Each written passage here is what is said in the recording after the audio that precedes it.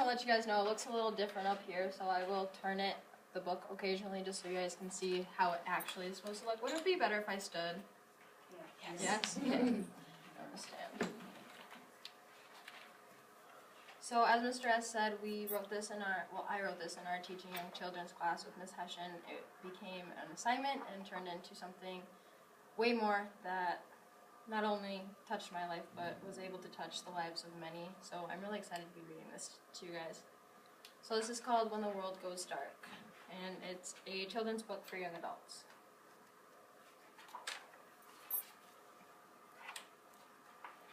The dedication page says, "To those who believed in me when I didn't believe in myself, thank you.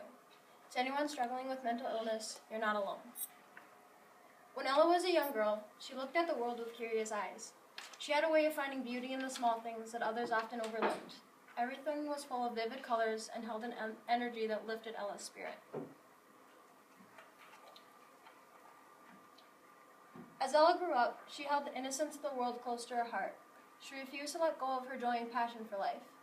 Each day brought her something new to admire. The way the sun created a golden haze through the clouds, the trickling of rain against a window pane, and the perception of pure happiness that one heart could feel. It all amazed her young mind. Ella tried to hold on to her joy and wonder as long as she could, even when the world would turn on her and try to pry it from her grasp. As Ella's life slowly began to change, the way she saw the world did too. The vivid colors began to vanish. The once bright and beautiful world Ella had grown so fond of had diminished to lifeless shadows of grays and black.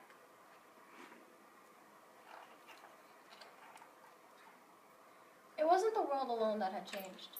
Ella changed too. Her teachers, family, and friends, they all noticed. She was quiet and isolated. Her excitement that fueled her was no longer there. Her passion grew dim and was taken over by constant dreariness. Ella pushed everyone away.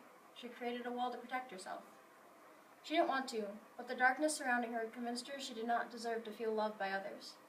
The more strength Ella gave the darkness, the stronger it got.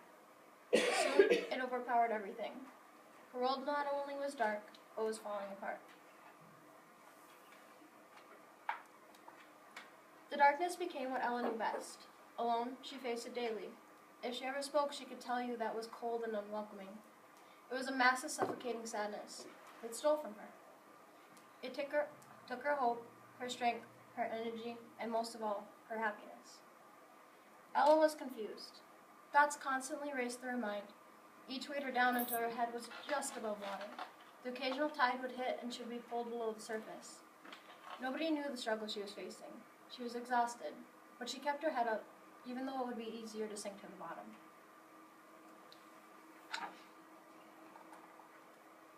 Days turned to weeks, weeks into months. It grew harder for her to face the darkness. It was not only around her, but it had taken over her mind. Ella remembered being frightened by the dark as a child. She now knew that there was a darkness scarier than that of a somber room. She was trapped, but everything fit so snug and perfect behind a fraudulent smile. But a smile could only hold so much. Ella was hanging on by a thread, and soon she reached her breaking point. Ella felt hopeless. She let go of all the strength she had left. Quickly, the walls around her crumbled, leaving broken remains of time-worn memories. Ella was left exposed and vulnerable. There was no longer a wall to protect her. She sat alone, unsure of what to do. The world was cold, dark, and silent. For many days, Ella sat with her eyes closed. Images of once happy times danced in her head. She missed talking with the ones she loved and enjoying her days at school. She missed all the simple things that caused a smile to stretch across her face. She remained still and silent as her memories made the darkness bearable. She craved the happiness she once felt surrounded by all the beautiful things in the world. But for now, her memories would have to do. She wondered where all her hope had gone, where her happiness escaped to. She loathed the world around her and the person she had become. Ella knew she had to find a reason to go on, but it seemed impossible. There came a time when Ella finally opened her eyes. She expected to see nothing except the harshness of the dark, but far in the distance, a light glistened in her direction. The light seemed to taunt Ella with unknown possibilities. For some time, Ella kept her distance, but one day, the light seemed to grow brighter. Ella grew curious and decided to venture closer to the peculiar light. Ella stood, her eyes filled with wonder. Step by step, she walked through the isolated dark.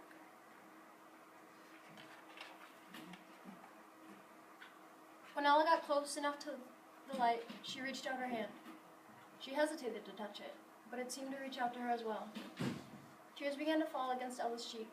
She was overpowered with emotions she couldn't even name. Ella reached further. Her fingertips found the warmth of the ray light. It was peaceful and calm. Ella smiled with astonishment. The light grew brighter and wrapped itself around Ella. The warmth eased the chill of isolation. In the light, Ella didn't feel alone. She felt safe and protected. In the light, there was no such thing as darkness. The darkness tried to overpower the light, but the light only grew brighter and filled Ella with more peace. The light guided her through her misery. It was there for her when nothing else was. The light gave Ella hope, something she hadn't had in a long time.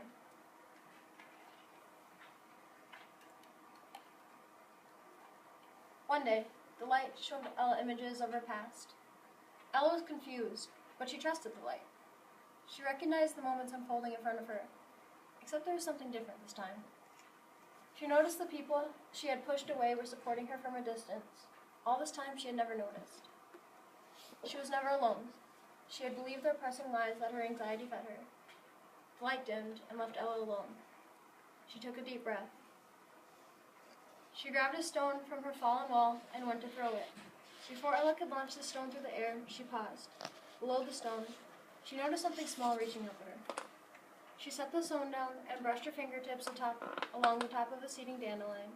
Seeds lifted and roamed the air until they fell to the ground. Wherever the seeds landed, a new plant grew. Watching the field of color and light unfold before her eyes, the innocent hope in Ella's heart sparked to life.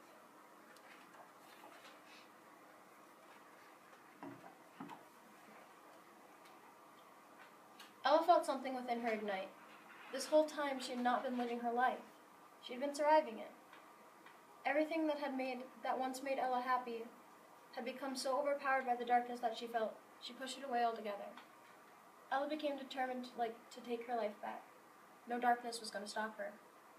With time, Ella's world grew a little brighter. When the darkness tried to take over again, she reached out to those who cared about her. She knew she was no longer alone. Even as Ella's world absorbed vivid and miraculous colors, Ella knew that there were still shadows that lurked around her. There were times where she had to face those shadows. It terrified her to think that they could push her back into the darkness, but she held her ground and never gave up.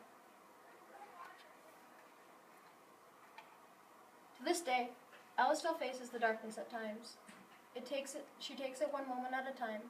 Some days, the darkness is slightly stronger than her, but not for long. She's too brave for it to overpower her. Alice faced an unbearable darkness that was much scarier than she could have imagined. It was a battle that left many scars, but it was a battle worth fighting. She always wondered what would happen if the world went dark. Now she knew. When the world goes dark, find a light to guide you. Embrace your passions and hold the ones who love you close. Never give up. You're not alone. Alyssa Vanderhoof is a self-taught artist and genuine mental health activist. Mental illness has played a life-changing role in Alyssa's life. Alyssa has made an effort to use her personal experiences to encourage and inspire others to reach out and make a difference. It's a goal to show others possibilities one has when they don't give up when facing unwanted challenges. Author's note. Depression and any mental illness is deceiving. It makes us think that we are entirely alone in a world full of billions of people. As I look back now, I know that was never the case, but at the time I still believed it. There are people all around us who care. Teachers, peers, friends, family, and even people we have yet to meet. Trust that there is love all around you, even if you can't feel it.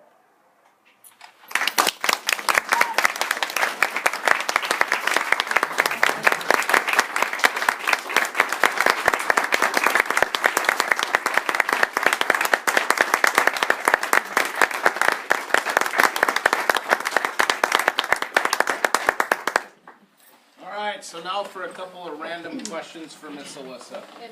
All right, here we go. You applied and have been accepted to what college next fall? I have been accepted to Minneapolis College of Arts and Design, and I am for sure going in the fall, August 27th. Marvelous. You wrote all the words, right? Yeah. You did all the illustrations. I did. Okay, it's all her. On April 11th, you will be joining myself and whoever you'd like to bring as guests and several other staff. You are our NJPA Student of the Year. Yay!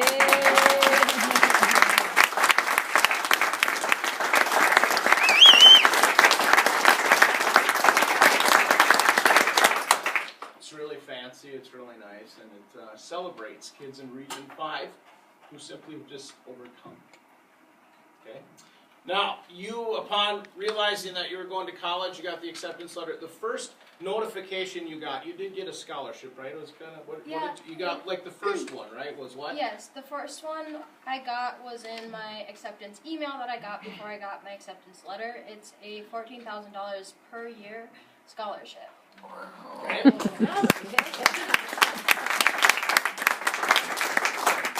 But let's fast forward, because Alyssa, what is the scholarship amount now? The total one or the second one? I want it all. Hit them with all of it. I have $112,000 out of the $160,000 I need for my full tuition.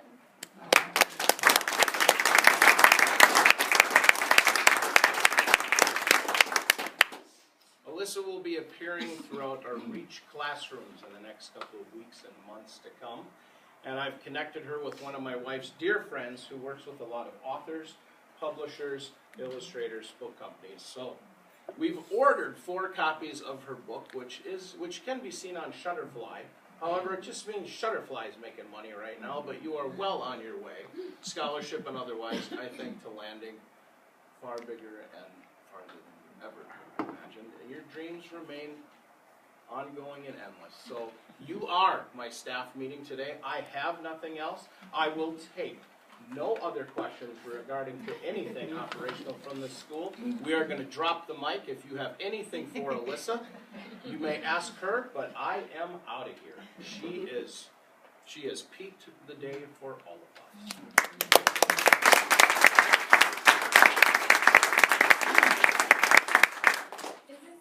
Are we able to purchase this book? I can absolutely send you the link. It is through Shutterfly, so it's slightly expensive, but it's well worth it if you want to buy it. It is well. She doesn't get anything from it yet. I so. don't. Shutterfly's rich off me right now. You can tip her if you'd like. She will autograph your copies. Does Shutterfly have rights to it though? Because we can put it on that other website that, where's Clay, that Kevin, Cafe. I've looked at Lulu. Cafe Lulu Press Cafe. and Lulu, but with Cafe Press and Lulu, it's a little sketchy to start out with. You do have to go through quite a few steps in order to get it up there. So I have looked at that. I thought that might be a better option. I just have to do a little bit more research before I'm fully comfortable with that. Yeah. Okay, because then the money goes to you. Yes, for sure. We make differences every day. Every day. You are a great example of when students trust. I thank you for that. That is all I have. Let's go have a great Tuesday.